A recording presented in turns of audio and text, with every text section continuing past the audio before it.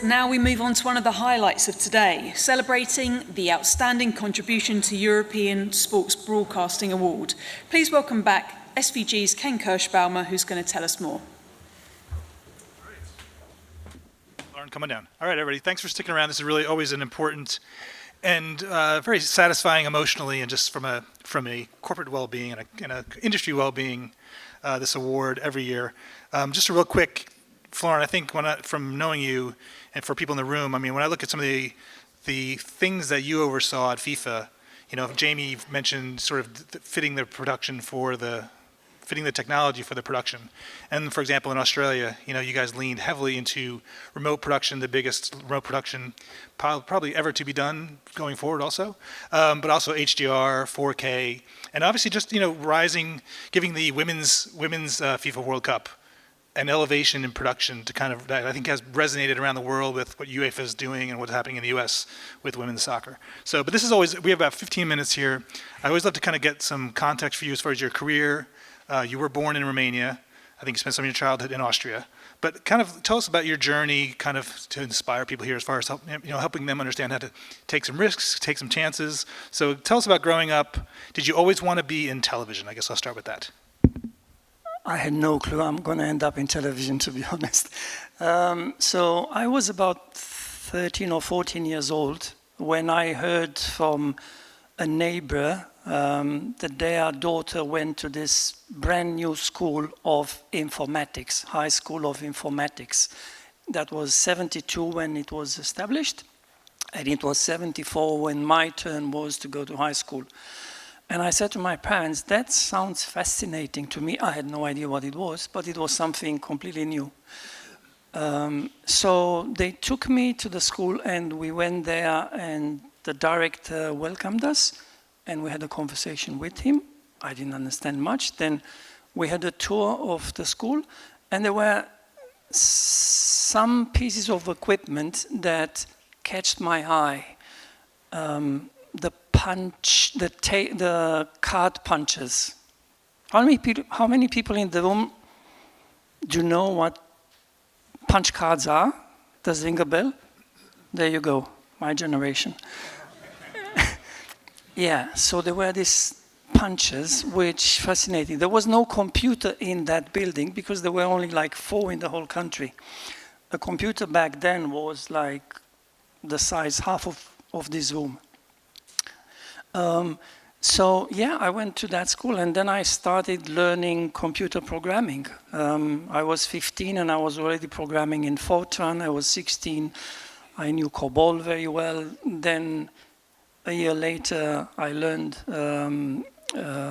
assembly language, not very well. And then I went to university on the same path. I studied economic cybernetics, and when I finished, I was in love with what I was doing and I thought that's going to be my path forward. I had no idea this industry will be called IT at some point in time and become so complicated. But I thought I'm going to write software for the rest of the life and I was doing it quite well. Now, a few things happened along the way. One is I grew in a communist country which had probably the hardest dictatorship in the whole of Europe, to the extent that we only had 2 hours a day from 8 p.m. to 10 p.m. a television program to watch. And that program was mostly about our beloved leader called Ceausescu.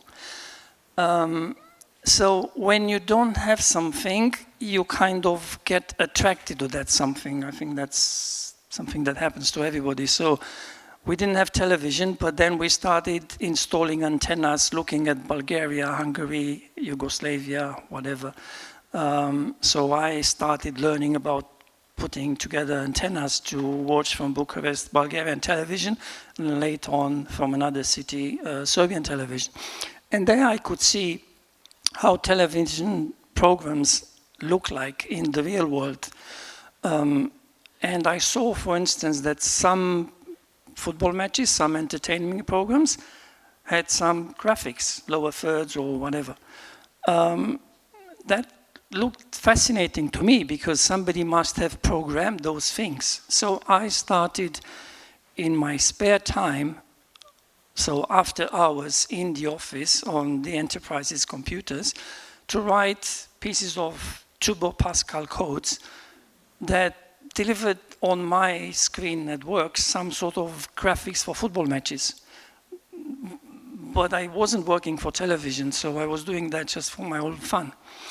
And then I had a friend, my best friend at the time. He played for a very successful team called Steaua Bucharest, who won the European Champions Cup in '86.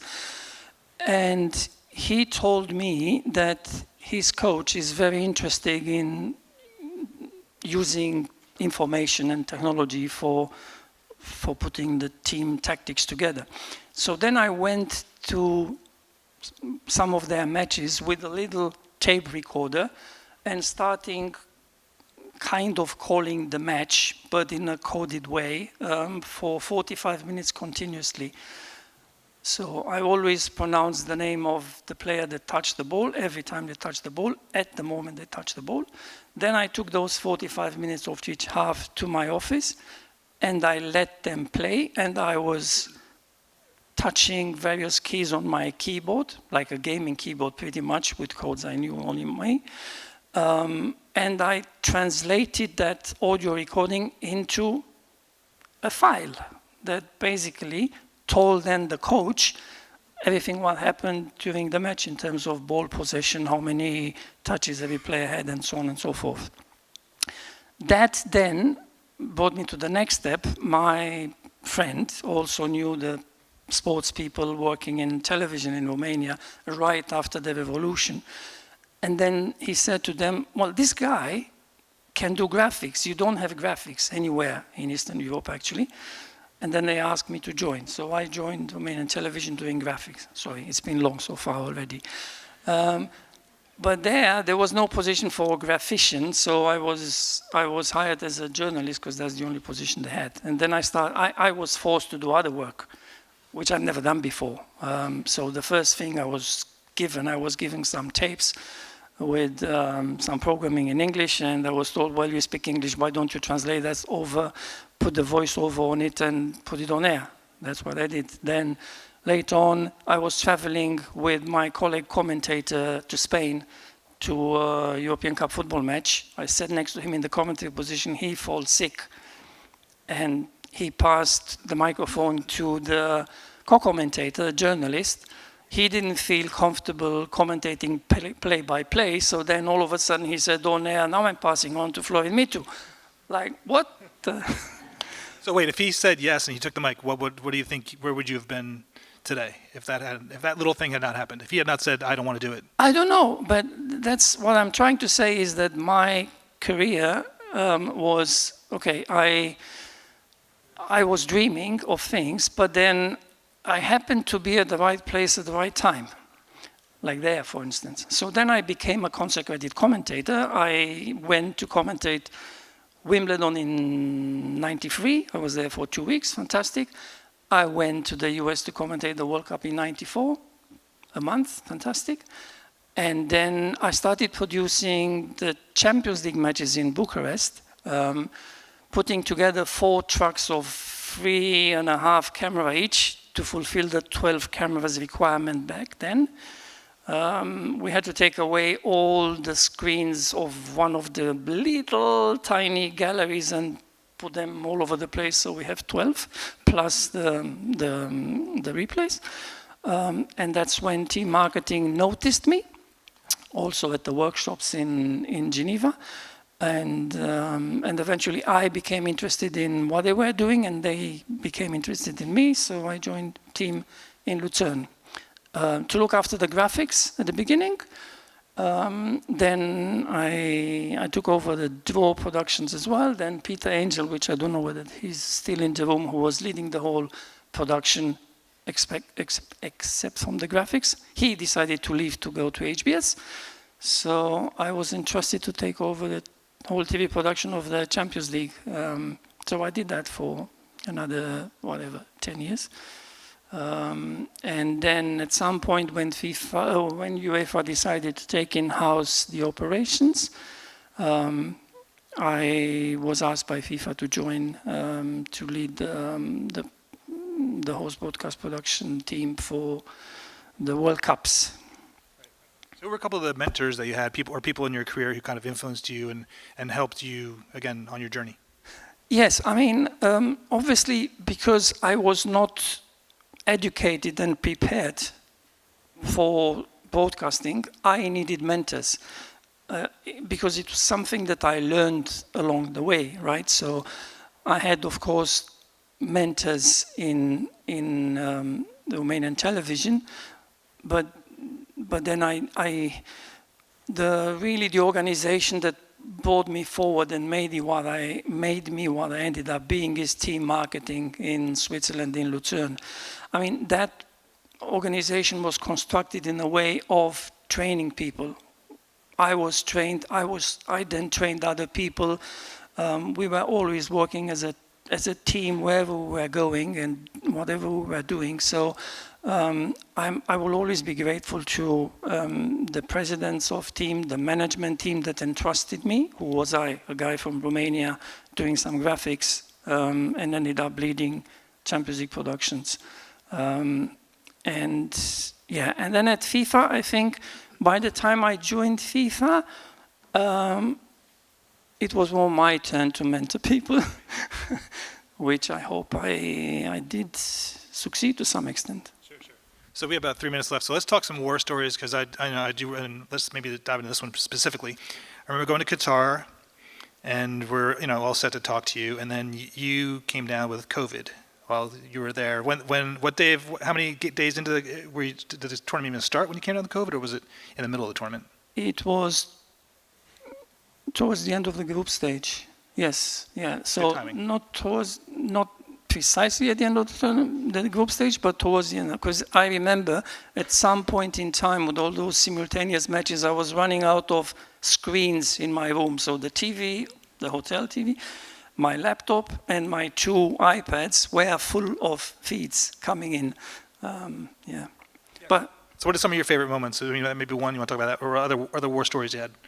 Well, okay, we don't have that much time, but I can say I had 2 moments that made me very proud and very happy. One was when I got to deliver the Europa League final in Bucharest, which is my home city, and it ended up being perfect. And I was so happy and proud of the people that worked on that project in Bucharest. And the next one was in Qatar, before I had COVID. So a World Cup gets prepared over like 4 years. It's hard work, and you don't see any results until 4 years later from the moment that you start. And as Oscar mentioned that he did the Club World Cup this year, I sat in QC for all the matches all the time. And the first match, the opening match, was directed by Jamie Oakford. And I was looking, and halfway through the match, I thought, wow, this is so good. If this is the way we are going to cover the rest of the tournament, 64 matches, we're in a very, very good shape. And that's what actually happened. We had a almost perfect, I would say, horse broadcasting coverage of that World Cup. And then, of course, as you mentioned, Australia, the first remote production. I mean, it was a risk, but it paid dividends at the end. Well, I mean, you took the risk in Qatar also with going all IP, and that was there were some growing pains there, but I mean it really pushed the industry forward and helped people see you could do it at a scale, and then if I know you can do it at a scale, then maybe I can do it on my smaller production. Correct. You mentioned COVID earlier, so as a matter of fact, if I may share this information with the room at this point in time, I was sitting in my room one day with COVID, and I got this call from Dan Miodownik, the CEO of HBS, telling me, pretty much, Houston, we have a problem.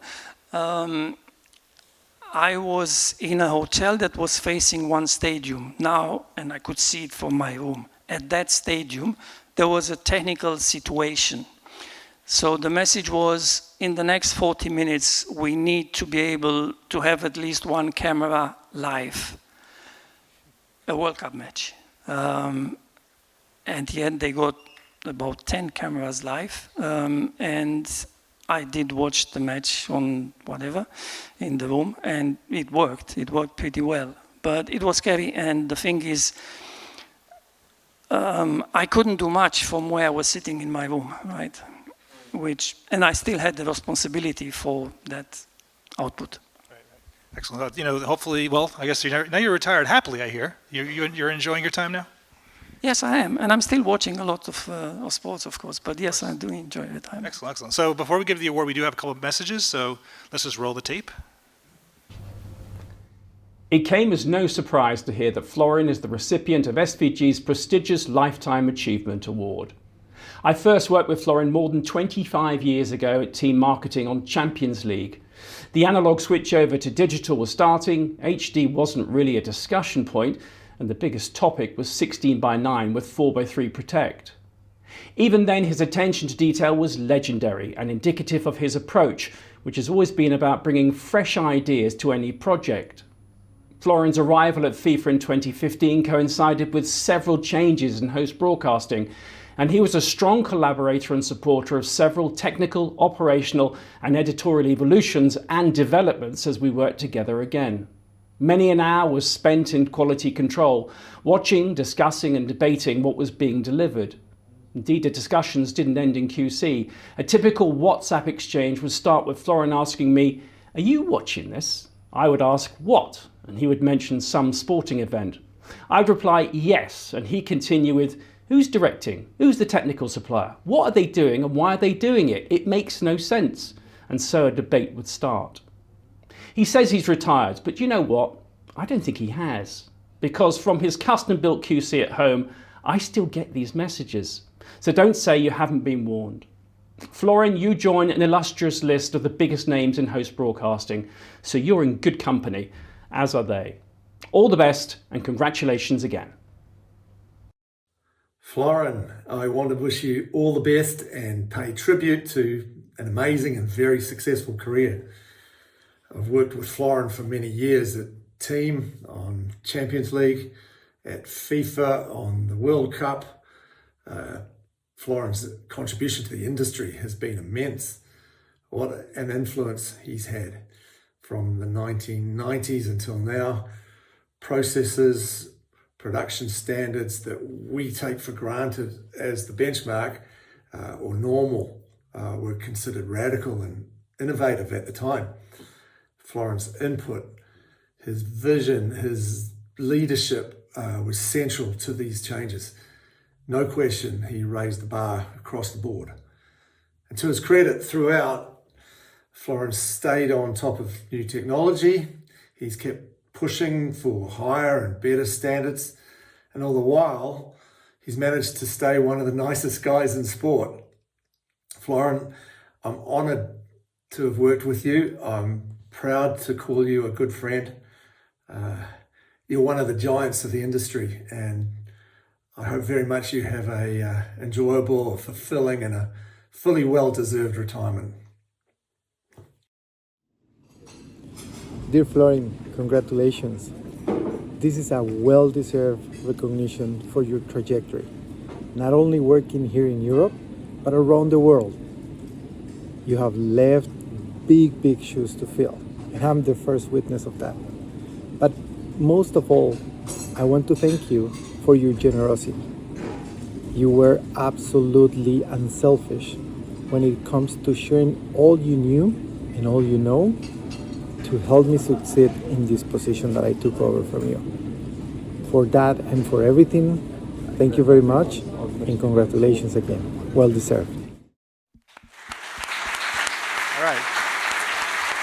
Here to present your award is Alessandro, our chairman, SVG Europe. So everyone please round of applause for Florin.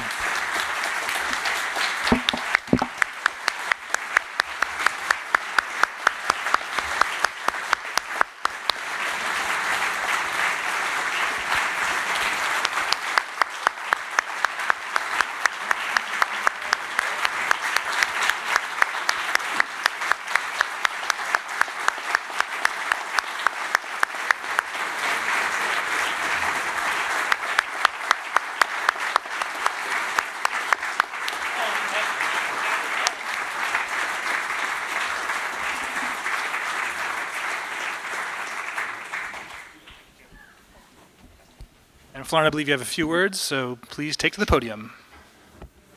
You guys don't have confettis, right?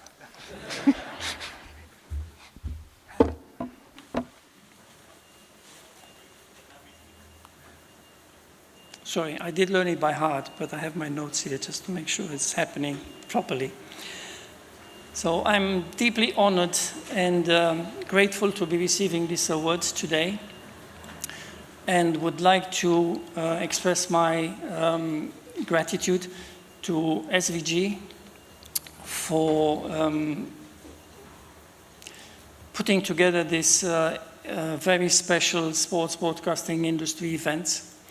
I would like to express my gratitude to the organizations that make it happen, as well as to the hardworking people behind the scenes that deliver it. Because this kind of events, they don't just happen, they need to be funded and organized.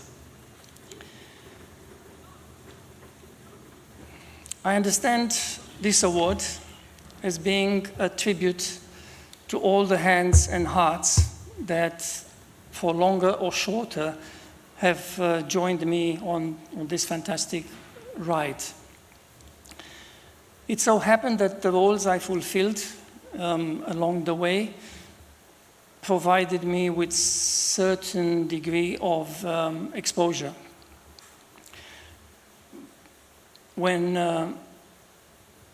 But TV production is a teamwork. So when standing on a stage and presenting the Champions League or the World Cup production plans, or when being the first one to receive praise for an outstanding production, what it meant was that my colleagues, my teams, our broadcaster partners, multiple suppliers have invested time, energy, and passion into bringing those to life.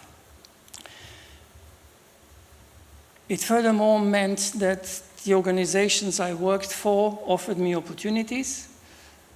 It also meant that the mentors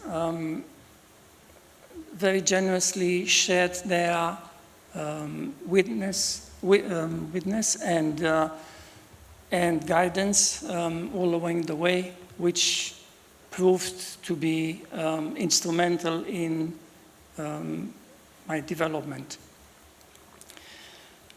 But above all, none of it would have happened without the love and support I had from my wife, a TV professional herself, who sacrificed much, endured my absences, but always provided a safe harbor to return to. Looking back, I recall the triumphs and the challenges that we celebrated and we had to face along the way.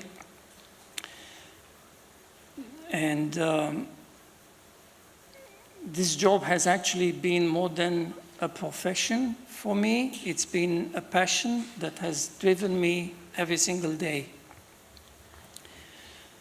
The projects I helped being completed,